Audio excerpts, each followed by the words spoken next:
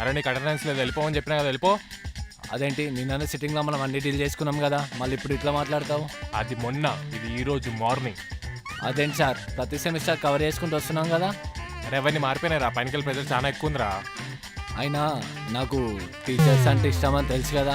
రే నీకు ఏ టీచర్స్ ఇష్టమో తెలుసురా నాకు బాగా. సరే కానీ కండోనేషన్ అయితే చెప్పండి, కట్టేస్తా. 2000, ఆ? 2000.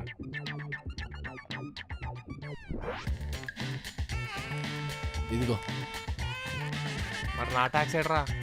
పర్సనల్ ట్యాక్సా? ఛీ, అర్థమవుతుంది. ఇదిగో. అంటే మీకేనా ఖర్చులు, మాకు ఉండద్దా? సార్ గుర్తుంచుకోండి, ఇవే డబ్బులతోని రాత్రికి మనం మందాగాలి.